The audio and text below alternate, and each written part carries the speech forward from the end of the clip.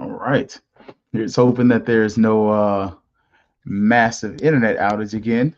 That's always fun. Middle of the show, you're like, and another thing, and you're frozen, and you're just like, what the heck? Call the wife. What's going on? It's like, we just had an internet outage. Great timing.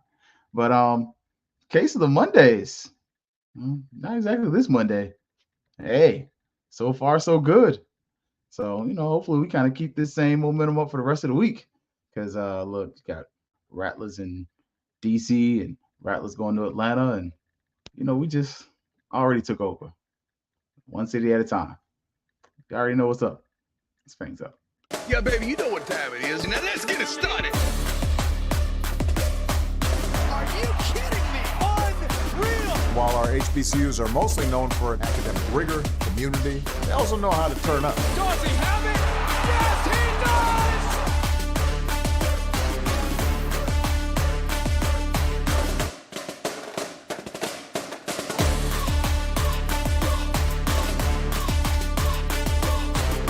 And that might be the knockout punch.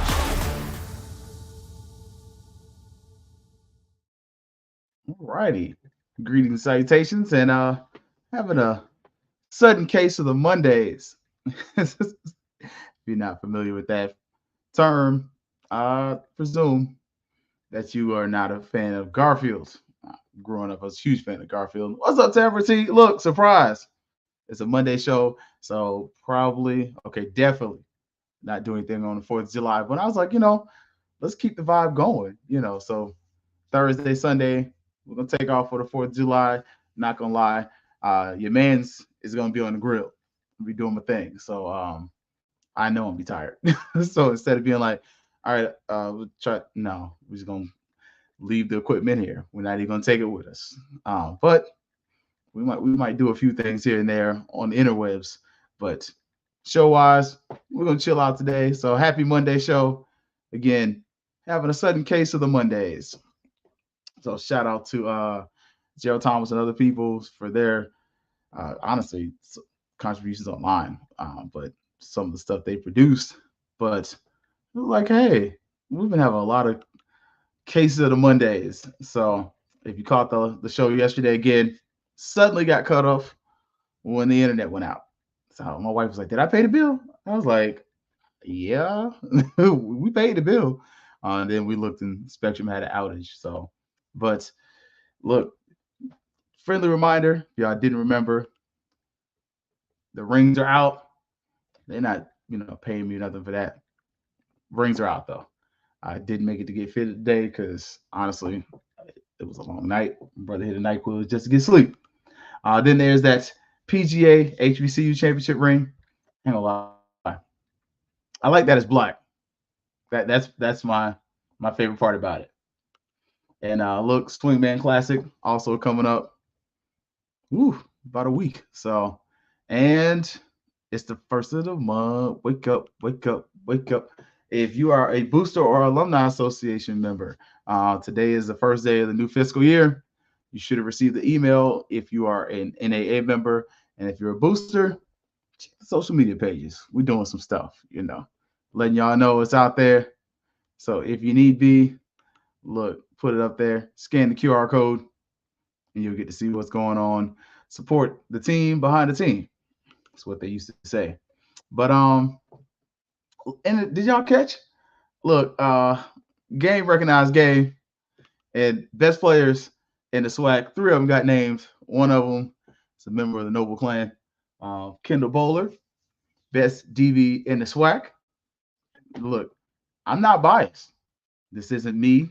This is outside. I would already told y'all Kendall was the best. I've been telling y'all for like, a couple years. Best DB in the SWAC's last name Bowler. I mean, I think this kid, I think he's got a future. Whether it's NFL or not, I don't know. But I think Kendall's got a future. Transfer from Mercer, though. So you kind of go back to what we were supposed to be talking about with Vaughn and the crew. Was really the impact of the transfer portal. Obviously, man, we started having some fun, and it was what it was. It's a really good show, though. Encourage you to go back, watch that, like, subscribe, share. But you can see right here, Kendall was a transfer from Mercer. So all three of those all SWAC players for FAMU, products of transfer portal. So it's not one of those things where we're just talking about it and just saying it's there. It's actually there. Next one, James Ash, transfer from Wake Forest. Dude is he could have a year this year. I think my only concern with James Ash going into the season is going to be how many times does he get the double team? Like I think that's going to be a question you have to ask because we've seen it. Go back and look at Isaiah Land in that OBC when you kind of like he was a non-factor, and then you start looking at why, and you're like, yeah, that's a big offensive tackle he's going against. But that's also a lot of times he's getting double team. He's getting a chip. And you can see he was getting frustrated because he wasn't getting someone open looks that he was used to. I think James Ash got a shot, though. I think he's going to put up some decent stats. This is going to be the year where the guy on the other side of him, you got to show up because you definitely lost two really good defensive ends. But you replaced some guys. Again, transfer portal's been good at FAMU. And then lastly, Ashton Grable, Jacksonville State transfer. Look, I'm just saying,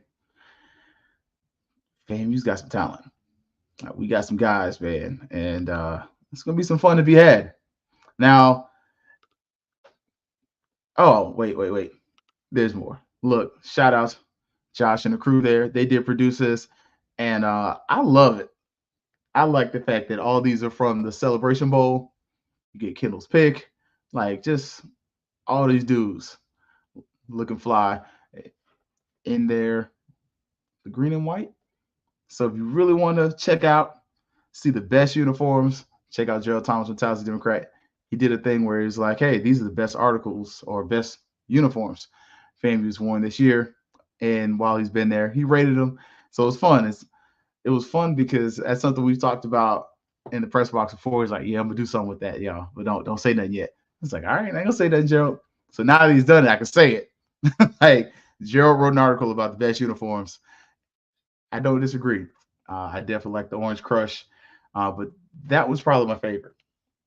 The white helmets with the green and the white pants, they do something different. I like that. Those FAMU white helmets, whoever in the equipment staff made that decision, great call. Now, y'all know I don't hold y'all for long, so we're gonna have y'all for a while today. But it's it's a Monday, so I know y'all gotta get to work tomorrow. Look, I'm on summer break. Summer school's over.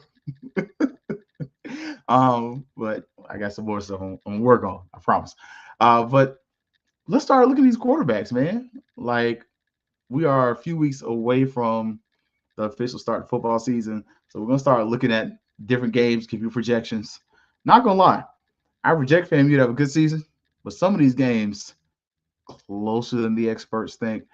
Namely, I think if you are a FAMU fan that's kind of on the fence, or you're new to FAMU athletics, there's two games you should definitely make sure you're at. First one, the Classic. This year, not saying Cookman's great, but they're going to be better. And that's going to be a better game. The other one, South Carolina State. Now, there's like 3-4 of them. But I think that first time, Chennis Berry, bringing them boys to brag, and he's got some guys with some familiarity with the system. They might be a little undersized at first, but it's going to be interesting to see how that team stacks up against FAMU. We're going to look at it. I think the Norfolk State game, watch out for that one. And I think Alabama State game, I think it's overrated. I got questions about that one. And my questions aren't with Andrew Body. It's with the rest of the Temptations. Like, you never worried about David Ruffin. You knew David Ruffin was going to get a show. But what about everybody else? That's where my question is right there. So we're going to see. Now with the quarterback room, going to look at who the quarterbacks are. I'm going to give you my two. You won't be surprised who the two are. Now first, man, come on.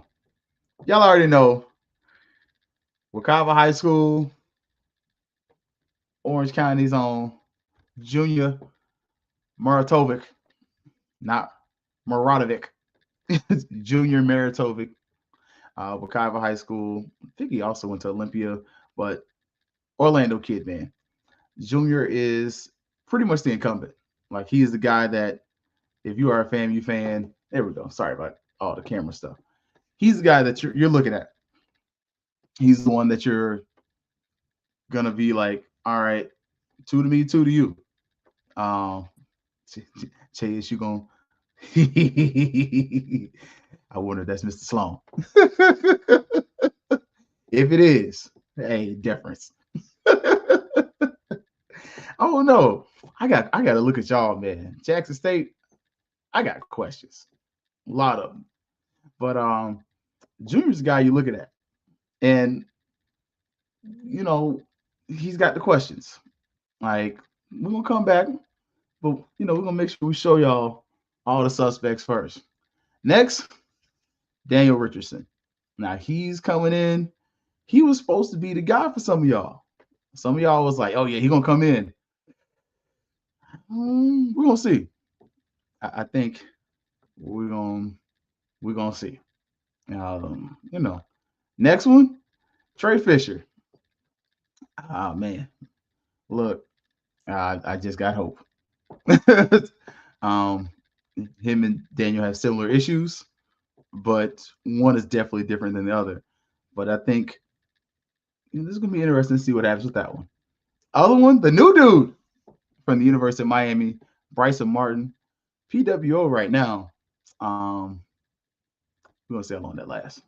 I just don't think he's gonna stay the preferred walk-on. And then Austin Hooker got NFL ties, also Virginia Tech ties.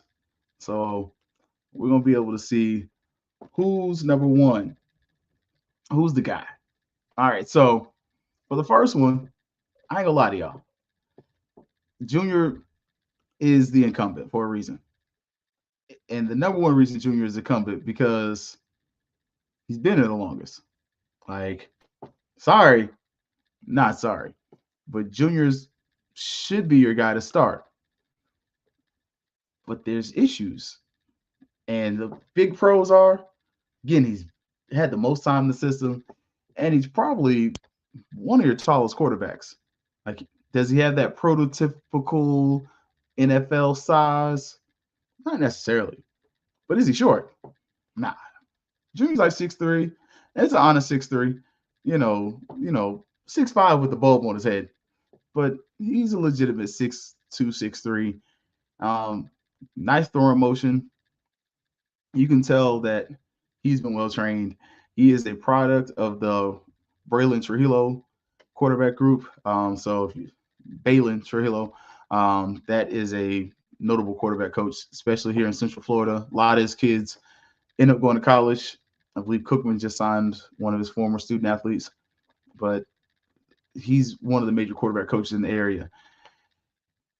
The big thing about Junior, though, he doesn't have a lot of game experience. And when he has played, it was kind of, especially the last time that we saw him play a lot, it was okay. I mean, 50% completion last year, 6 of 12. But the question is going to be is, can he process quickly? Like, can he get through his progressions? And is he going to make sure he throws to the right person? Now, last year, no touchdowns, no picks. So, but you go back and watch that Lincoln University game, and you're going to be kind of like, nothing spectacular. But you also see where he has flashes. And Willie Simmons said that last year. He's like, juniors have moments where you're just like, this guy gets it. And then he has other moments where you're like, what the heck? But the other part of this is, what happens when you have a dedicated quarterback coach, as FAMU does this year? That's going to be something that's going to be different, because this is Junior's job to lose. And if he wins this job, the idea or the thinking has to be that he's going to be your quarterback for the next 2 years. But that's the thing. Is he Musa or is he Stanley? And that's for you FAMU folks, you get it. For you non-FAMU folks, you're like, what are you talking about? Well, Musa threw picks, but Musa won games. And he won the big games. Like Musa does win the Celebration Bowl. Musa wins against Cookman. So is this going to be the guy? Because if not, that's where the problems come in. Because if he's Ryan Stanley, Stanley had great stats. He just didn't win the big one against Cookman and seemed to have stuff happen. Sometimes it was him. Sometimes it, your interpretation. But with Junior, that's going to be question number one. Like, can you get the ball out quickly? Can you get it to the right person? And can you get it to the right people? Now, the other one, obviously, Daniel Richardson. That's your second option right now. Now, the thing he's got over Junior, in-game experience. This guy's on college, university, whatever you want to say, number 3. And he's had success in so many schools. FAU against USF, didn't have a bad day. I mean, he can spin that ball. Now, the cons, he's not the tallest. About 5'9", 5'10" quarterback. And last season, the interception was kind of high. So, and we've seen FAMU have short quarterbacks before. You're definitely going to probably have to roll him out of the pocket, do some different things like that. But the question is he going to be able to beat out Junior? Now, the third guy, I think you kind of got there. You got Trey. I think Trey is just, honestly, I can see Trey going to coaching in a few years. But there was a reason you brought in these other quarterbacks. Namely, I think you brought in Martin for a reason. I think Bryson Martin was brought in really partially for next year. I wouldn't be surprised if this year he's PWO, red shirt, and see if you can try to lock him up for 2 years, because I think you want him and Hooker going at it next year. Because the problem with your offense, with having so many quarterbacks that have transferred in kind of late, you saw with Austin Hooker in the spring game, he looked terrible. But it wasn't because he's not a good quarterback. He just got there. What's up, Marvin? So the fact that he got here so late adversely affects his ability to really compete as QB1. Like, and same thing with Bryson Martin. To expect him to come in and start tomorrow, it's not fair because he just left the University of Miami and came to FAMU. So it's truly a two-horse race right now. Like, you have QB1, which right now is presumably Junior, and you have Daniel Richardson. And if you want a little something, look, it's supposedly, you read Gerald's article, they were throwing to Quay Davis. So, you take that how you feel about that receiver room. We're going to be looking at y'all soon. But the question is definitely having to be asked. Who's going to be quarterback 1? Cole's not going to tell you. He's going to make you sweat.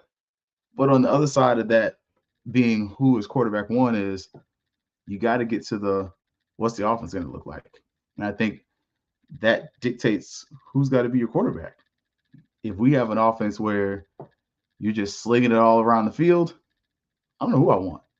And if I'm being honest, I don't necessarily want an offense where FAMU's slinging all over the field. But you start looking around, and we hadn't got to receivers and tight ends yet. You got 10 receivers on the roster. You got like 6 tight ends. And your tight ends, some of these guys 6'6", 6'7". I'm looking at them. But then I'm also looking at the film from last year, and I see where once we started getting the tight ends rolling, that offense looked different. He's not a first-year offensive coordinator. He was offensive coordinator last year. But how much of that was him being offensive coordinator versus play calling? So this is going to be interesting with your coaching staff to see how much of this play calling now affects what happens to you. because that's the question. Because you definitely lost a head coach who was the play caller, like offensive coordinator. He was offensive coordinator last year, but his focus was primarily the offensive line.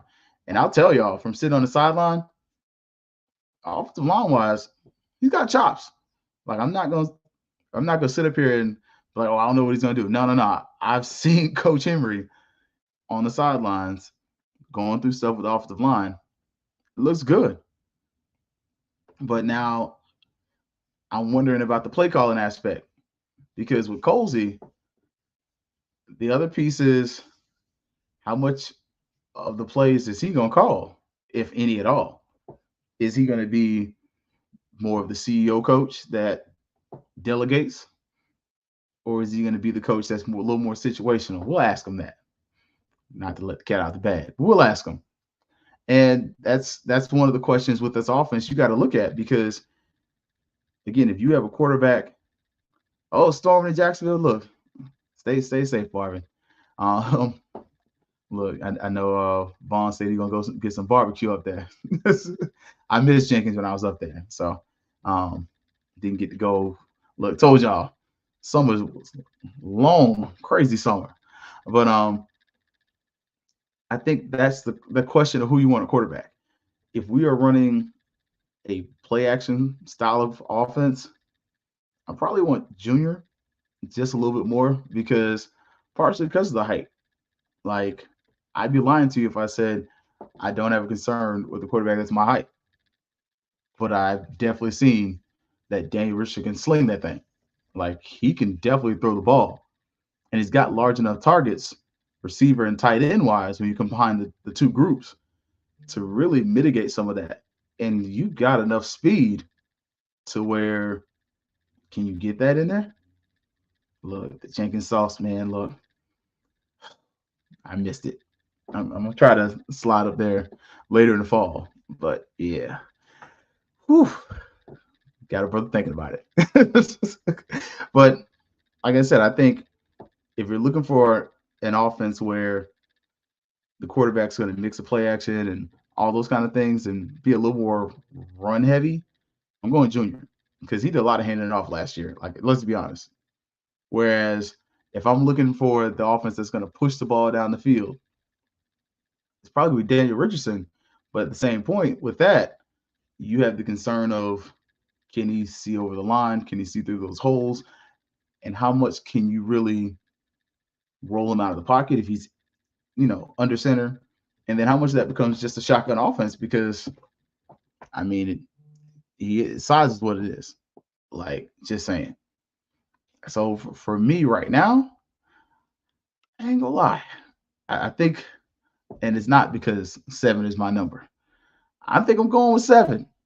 I got Junior's my day one starter right now, partially because of the experience, but also because he's got a little bit more size. But I got to make sure he can process this offense.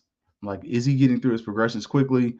What is he picking up with a full-time quarterback coach? Like, that's the difference. Because, again, you have a lot of people filling out new roles. And I'll be honest, playing Norfolk State that first game of the season, it's a good, but it's also kind of a lot of unknown there. So both teams are coming in there. You kind of don't know completely what you're going to get. Like Norfolk State has a better idea I think you have a better idea of Norfolk State than they do of you because it's Colsey's first time as a head coach. Whereas you definitely kind of have to come off that high and come in with realistic expectations. Like, and I'm with you. I think we're definitely running the ball.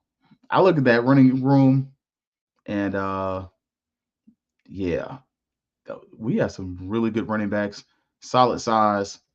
We'll talk about the running back soon. But you start looking at, Yant, big bruising dude. You got Kelvin Dean, and you have a couple of guys that kind of like replicate each other. I think you start looking at the offensive line. You start to kind of look and realize this team's going to try to maul you a little bit. Like they're going to be able to get the ball and move it down the field. But this is going to be a tough offensive line and just group to deal with. Like I think my open question for any SWAC team on the line of scrimmage, what you look like. Because when I'm looking at FAMU, I see a lot of 300-pounders. And when I go back and look at certain games, especially the SWAC championship game and the Prairie View games, like both of those, Texas Southern as well, the game changed on the line of scrimmage. Like even the MEAC SWAC game, Celebration Bowl, that was the difference. And I think that's going to be the thing with the MEAC SWAC Challenge and the South Carolina State games. With South Carolina State, the question is what's their D-line going to look like? But same thing with Norfolk. But the thing with Norfolk, they've already been there. And I believe Dawson Odom is a previous offensive line coach. So that's going to be an interesting pairing to see how FAMU's size affects the competition. Because you're talking about 300-pound linemen pretty much across the board. And 220-plus pound backs. I think every running back FAMU has is 200 pounds. Even Kelvin Dean is a 200-pound halfback. So you start to kind of look around. FAMU's got the size. You got the 6'3" receivers. You got the 6'6" and 6'7" tight ends. Like all of a sudden, you start to look at this roster and you start to look at these quarterbacks, and they have targets with size that can move with some pace and some speed. And I think that's going to be the difference. And I think, again, that's part of why I choose Junior, just because the height, experience in the offense, and if he can get through progressions quickly and get through his reads, Junior throws a pretty football. Not saying Richardson doesn't. He throws a nice one as well.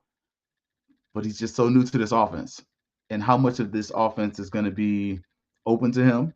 How much does he pick up? Because while he came in late, this isn't his first offense. So he's not brand new to the experience. But in listening to what Gerald wrote and the interview with Gerald, you can see where Richardson's kind of taken on a little bit more of a coaching role. Like, hey, I have this experience. I've played at multiple places before. And now I'm kind of coming here and sharing my experience. Less so than like trying to compete and become the starter. Like, yeah, I'm trying to compete. But at the same point, you can see where he's kind of starting to move to that coaching role of like, hey, I know the game, I understand the game, I know how to break down film, stuff like that. I think that's one of the things that we're going to wonder what we're getting from Junior with that. Because if he gives us that, we're good. FAMU should not struggle with more than two teams if you have a competent quarterback room. If you have an incompetent room, man, you could line up five L's with incompetent quarterback play. Competent quarterback play, man, there's a real possibility you could only lose one game. And if you got really lucky, it could be less than that. I just can't put FAMU over Miami right now just because Jimmy's and Joe's.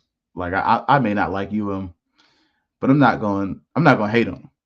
And I'm not going to sit there and sell you a wolf ticket. Like, oh yeah, FAMU's going to beat Miami by 20. Like, oh yeah. Nah. Matter of fact, we'll probably combine the UM and Troy preview. Like, no point in like doing a whole show to sit up there and sell you a wolf ticket. But I think that's the way for this right now. And I think if you are the marketing department for FAMU, you kind of got to start to sell both these quarterbacks, which we saw a little bit. You saw a little bit of both of that, but start to sell this for us. Start pushing this. Like, just saying, let's see, Jordan, I think Junior will be fine, but my only question is with wide receiver one, we have potential to be a great core either way. Honestly, and I'm biased. I don't think we have a problem with receiver one. Not if again, if Quay's on the team, I feel like Quay Davis is probably your receiver one. But I just I have a confidence in my man from Jones High School. I'm just saying, um, yeah, I think that dude, I think he's gonna be it. And I think that's something else you can't like undersell there. Like, man, he's got 10 receivers, and almost all of them, again, another spot where we brought in a lot of transfers. Jamari Gassett, man, you can't tell me Gassett doesn't just fit this offense and didn't show you some flashes. Jalen Ward, I don't know about, but another transfer. Marquise Bell, Marquez Bell, Acion Cobb, yeah. I think Quan Lee. I don't know about that one. I don't know if he's still. I hope he's still all right. But Ja'Cory Jordan, he showed some flashes. Like, I'm just saying, Chris Sanders is coming back. I just think we're pretty good. Like, oh look, I told y'all, I'm not gonna be too biased because I used to work at the great Jones High School, and he played at Jones. But I'm just saying, I'm gonna say this like this: I wouldn't be surprised. You wouldn't shock me if Richardson comes out there and starts. Look, him and Acion, let's not act like they didn't play together at FAU and like they might not have a connection. I'm just saying, like, hey, Gassett is fast. Like, y'all remember what Marcus Riley did last year? Y'all don't think Jamari Gassett got a little bit of that in him too? Like, y'all remember when he touched the ball, that dude could fly. Like, you start looking around, FAMU's got a couple guys, man. Look, I'm wondering where we're gonna see that. Neither have I. I did see that in Gerald's article he was there, but I don't see him on the roster. So I don't know what to make of that. And I don't want to say anything that's not correct. But when I'm looking at this receiver room, I'm seeing all right, 5'11, 5'7, 5'9, 5'10, 6'4, 5'11, 6'3, 6', 6'1, 5'10. I feel like it's gonna be a lot of check downs in this offense. Ain't gonna be a lot of go get it, Roy. I feel like looking at just the makeup of your offense, I can see a lot of opportunities to throw the ball underneath and try to let players make plays in space. Because look, you got Jeremiah Pruitt coming back, Kobe Gross coming back at tight end, and look, I'm delving a little too deep here, but look, Carter Johnson, that's another dude, 6'3", 245. Look, man, 6'7", 250 for Jaden Evans. Look, I can see FAMU running some heavy packages, no homo, and just pushing people.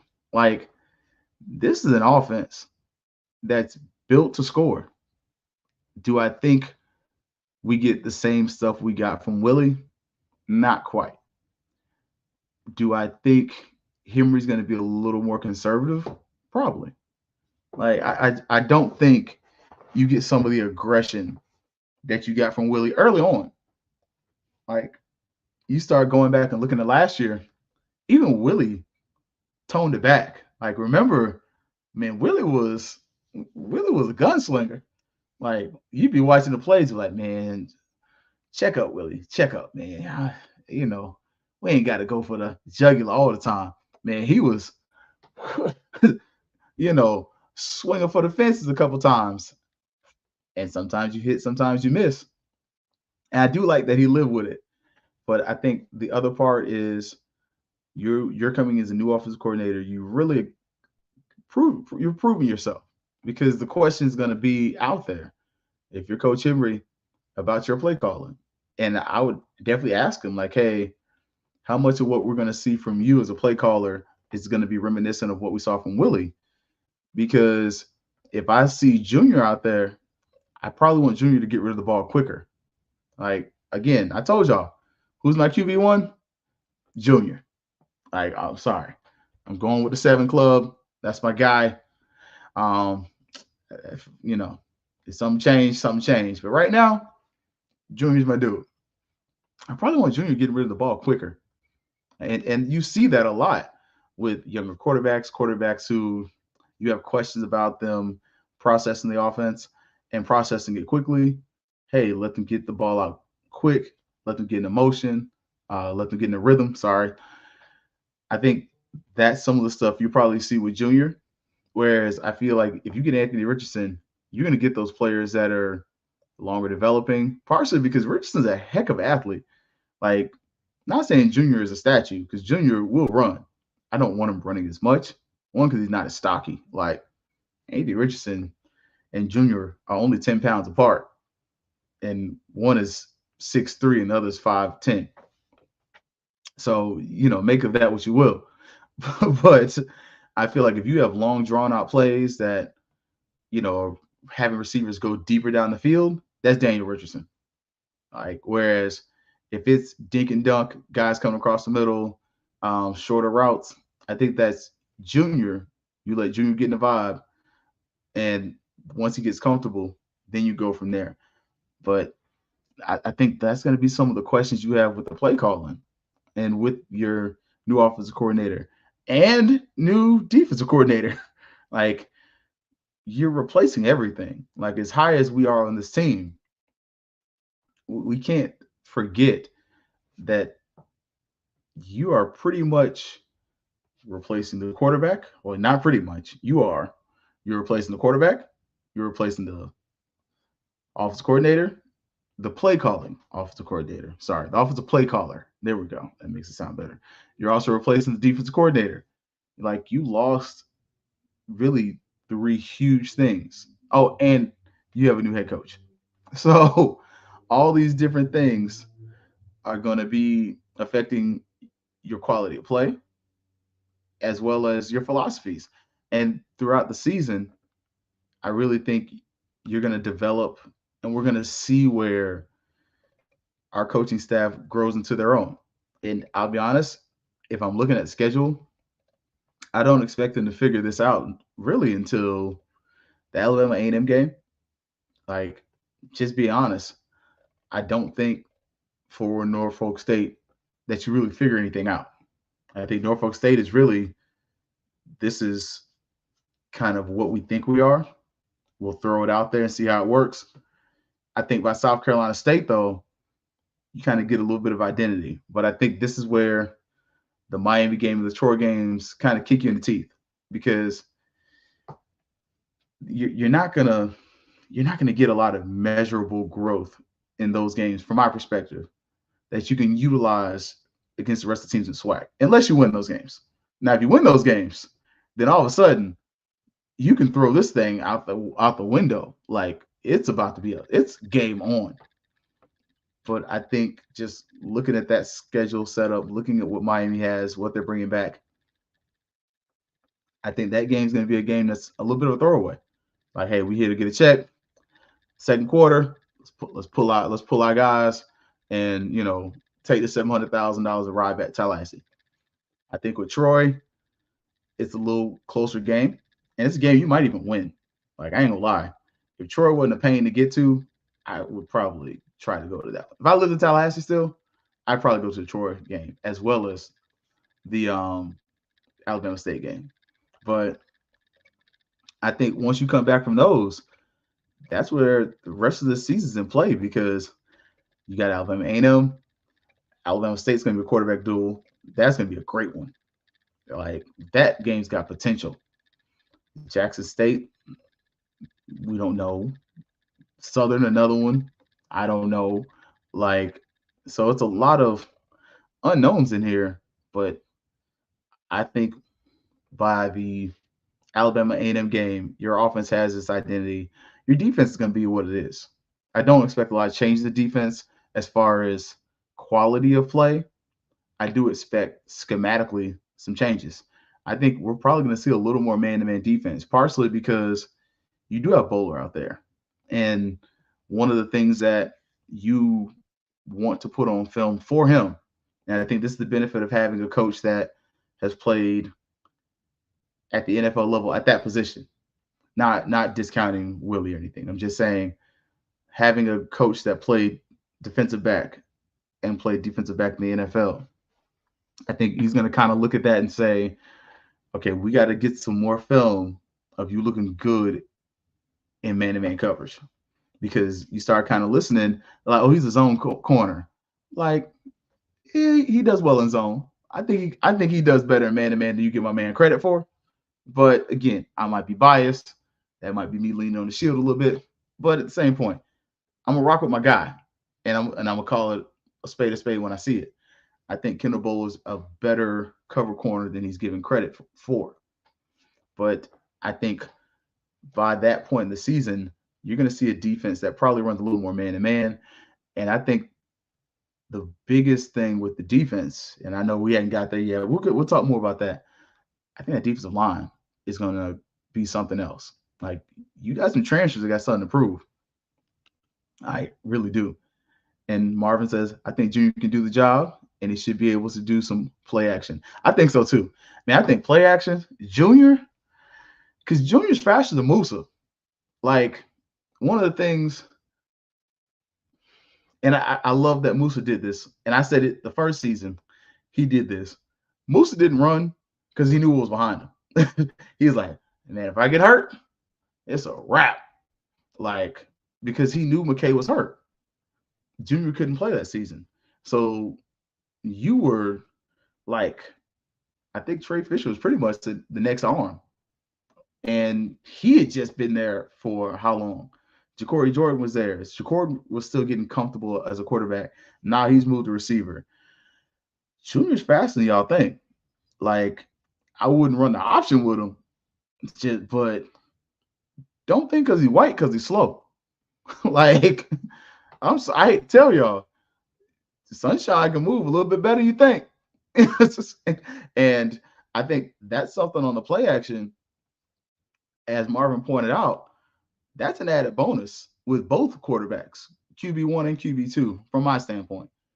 Both of them can run and pull that thing down and get you 3 or 4 yards. Now, I think the next line is you got to make sure they know to slide, because what you don't need is your quarterbacks getting hurt and making the decision for you. Their play should make you decide who QB1 is. What's up, Gail? But it should never be that you hurt yourself and now you can't play in this position. Like, no. As quarterback one, you're here to protect this team, but you're also here to protect yourself. And I love the idea that, Marvin brought out. I think Junior would be fine on play action. I think so too. But I also think one of the things that, and I don't know if Coach Burris is going to teach this, but man, keep your eyes downfield, but also keep your eyes open for if you can get 3-4 yards. Because if it's first, second down, and we get a rollout 3-4 yards, hey, 2nd and 7 is a whole lot better than 2nd and 10. And heavens forbid, they're just not paying attention at all, and you turn that to a 2nd and 1 or something like that. But it just becomes something where all of a sudden you run those play actions and you show that you can throw the ball on the run, which Daniel Richardson has definitely shown throughout his film. Junior, he stayed in the pocket more often, but I think Junior can. I've seen him do it. But I think if you can see these quarterbacks throwing and rolling out of the pocket, especially on play action, if they're a threat to take the ball down, that messes up the coverage, because especially if they're already in zone coverage and you get some of these receivers that have speed that get back there, all of a sudden you're making a safety or a corner make a decision.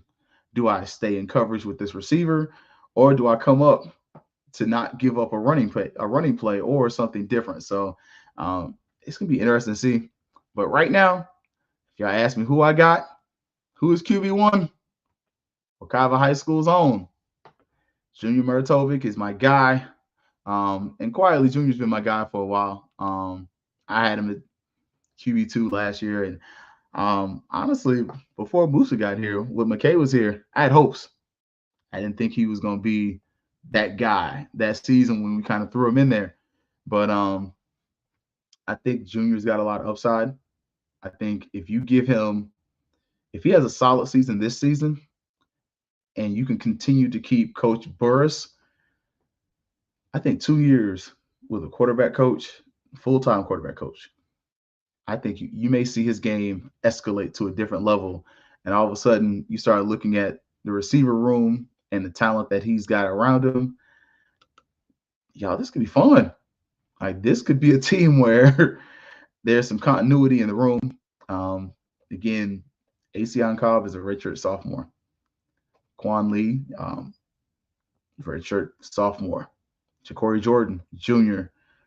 Hickman, freshman. Like, I'm seeing a lot of freshmen and sophomores. I see 2 seniors, Chris Sanders and Bell and Jamar Gassett. And honestly, Jamar Gassett, is he going to be a kick returner this year? I'm just asking for a friend. I saw what Marcus Riley did last year, and them two look a lot alike. Like, at times, at first, I couldn't tell who was who. So if Gassett can stay healthy, and we have seen his film at Buffalo, that brother can scoop.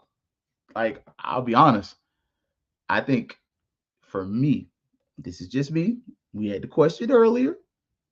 I believe it was that Jordan who has QB receiver 1. I'll go ahead and delve into that right now. I got Ace Cobb as my 1. My 2, you got me on that one. Right. Look, Ja'Cory Jordan showed out, though. I ain't gonna lie. Like, a 6'3" and a 6'4" receiver, I can go either way on that. And if Quan Lee is, if he's good, like healthy wise, I probably got Quan Lee as my 2. I got Gassett as my 3 though. Like, I got Gassett as my slot. Like, I like him as a slot receiver. I just think that's a scary thing. Like, a guy like Gassett with that kind of speed, you start putting him in motion, one that helps the quarterback decipher the coverage. But honestly, that also puts some of these corners on skates. Like, I'm just saying. And then from there, I probably got Ja'Cory Jordan at the 4. Man, I think you're 5 for FAMU. You could really start to rotate a lot. Like, I'm just saying. And look, JT, I'm not sure if Junior is the guy, only because Willie's sentiments and comments between the lines may be overthinking it. I don't disagree. I definitely had that question. I don't think he can manage the ship. Don't turn it over. We'll be fine. Yeah, I do think, sorry, if he can manage the ship and not turn it over, we'll be fine. I agree. And that's partially why I have him as QB1, just because, man, Richardson, like 15 picks last season, something like that. Granted, Musa had a lot of picks, but Musa had a lot of picks in some of the same games. Like, if you kind of scale back that South Florida and the Celebration Bowl, Musa's down like 4 or 5 picks just from those 2 games alone. Like, the numbers look a whole lot better. So I think Junior is going to give you something. And I think that's the reason, though, you brought in the PWO from UM. I wouldn't be surprised if he gets some snaps, just because I think Hooker needs a little more time to really grow in the offense. And you just threw him out there, and he was just running for his life in the spring game. And so you got to give that kid a chance to really pick up the offense, whereas Junior knows offense. He's been there for forever. I mean, he is a FAMU-made product. Like, he came straight out of Wekiva to FAMU. So one of a few players who he didn't transfer in, didn't transfer out, been here the whole time. Sat out a season for various reasons, but he's a FAMU. He's a rattler through and through. Like, so it's going to be interesting to see, though. But all right, y'all, look, had a special Monday show for y'all, just, case of the Mondays, and but look, we're going to take the rest of the 4th of July weekend off. As I told y'all, keep it a whole being with y'all, try to tell y'all the truth as much as possible. Thursday, I'm going to grill. I ain't going to lie to y'all. We're going home to the Tallahassee. So we're going to go up there and do a little something. And look, Y'all let a brother know. Let me know in the comments, like, subscribe. Tell me how I feel about the graphics. Look, man, I asked the wife and she was like, she liked the last one better. I ain't gonna lie to y'all. This is Canva, the AI stuff. I do not draw this well. My daughter is a good drawer, but her dad not as good. So y'all let a brother know how you like it. Just try to keep things fresh, keep it engaged, man. Put a little pride in the product, man. So, but for Herbs with the Black Techies, look, we're gonna take the rest of the week off. We'll see y'all on Thursday the 11th. So Thursday the 4th, Sunday the 7th, taking those days off, just gonna enjoy some family. But we might try, put a little best of some up there. Might bring back mission, vision, values. I'll put that out there though. But look, don't forget if you haven't already done so. And Vaughn didn't tell me to do this. Go check out HBCU Game Day and Vaughn's meeting with Dr. Larry Robinson. It was good. It was informative, and it showed he gives a damn about football. Like, oh, y'all, Larry don't care about athletics. Nah, I told y'all. Larry care about athletics more than you think. Larry's just one of them where it's like, this ain't my bag. Like, athletics ain't my bag, but I care. And you can tell some stuff made him mad. He's like, yo, we got to fix this problem, and we're gonna get this going on. Like, Larry cares. So check them out. Also check out Gerald. And look, don't forget ONG Strike Zone Wednesday, 8 o'clock. Go check them out, man. So y'all already know, man. Look, it's one family lead around here. Look, it ain't a competition. We all build each other up. Also, if you are, again, a member of the NAA or the boosters, those dues come up, and there is a booster meeting on the 7th. So I ain't gonna lie. I think I get a donation tonight or tomorrow from summer school. The boosters are gonna be first. NAA, you might have to wait a week. I still work for you, but you got to wait on donations for a little minute. Look, it's the summer, and I'm a teacher. All right, y'all. But for Herbs for the Black Techies, for Adam, the gracious owner of HBCU Digital Network, and me, Keith Hadley, I'll see y'all next week. Y'all already know what's up. It's always going to be Fangs up. Yeah, baby, you know what time it is. Now let's get it started. Are you kidding me? Unreal. While our HBCUs are mostly known for academic rigor, community, they also know how to turn up. Does he have it?